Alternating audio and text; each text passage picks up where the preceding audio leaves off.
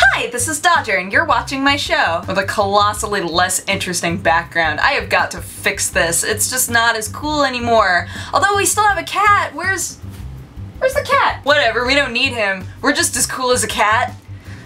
So for gaming news, first thing is that apparently the closed beta for PlayStation AllStars started this last week. There have been some negative responses, but overall it's been pretty positive. One of the things I guess that is throwing people off a lot is that there are no health bars, no percentages, no damage meters, nothing, so nobody has any idea who is winning until the end, or until somebody dies. You know, it's just a strange thing to leave off once they go into beta. I'm assuming that this isn't something that could go all the way to the end and have them be like, so yeah, it's in the final product of the game.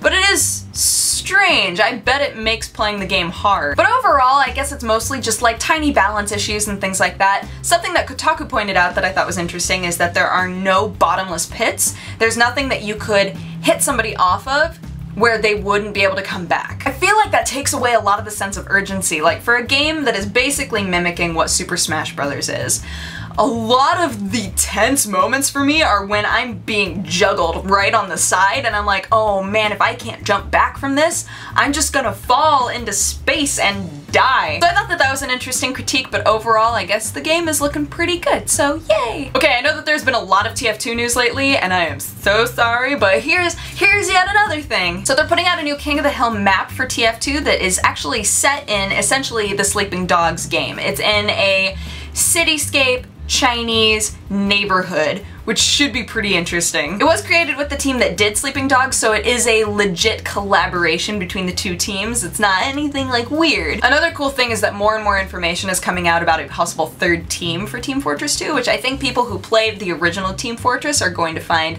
really exciting because there was more of like a group battle system in Team Fortress. So if they put in a gray team or like a robotic team, whatever it winds up being, and they have like a 3-team deathmatch, I think that that'll be really, really cool. And it seems like the obvious next step for the game, so it's just allowing the game to grow and become something new. Any of you who played Diablo 3 and felt like the endgame for Diablo 3 was really, really lacking, there's going to be a patch coming out pretty soon here that is going to help with that. There's a preview of all of the tweaks and things that they're going to be changing on the blog. I will link you guys to that so that you can read it. It's very long. It's very long. I would give you highlights, but it's better to just read it because there's a lot of information in there. But as a final bit of news, Steam is going to be selling software and programs that are not games. They announced today that on September 5th they are going to put their first pieces of non-gaming software up on there. They've been kind of working toward this for a while. The app now has more options other than just game genres, and they're planning on Steam in general having more options that way.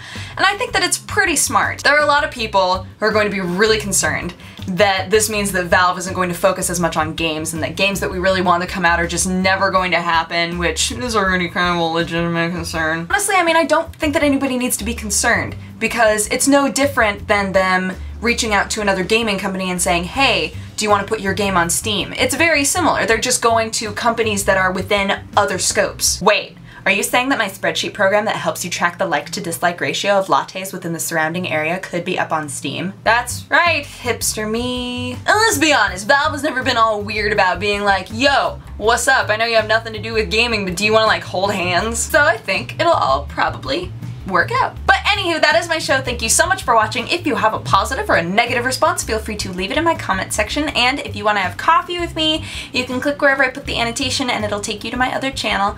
But otherwise, I hope that you guys had an amazing day and an amazing week. It's Friday, and I will talk to you again on Monday. Okay, bye-bye. Mwah.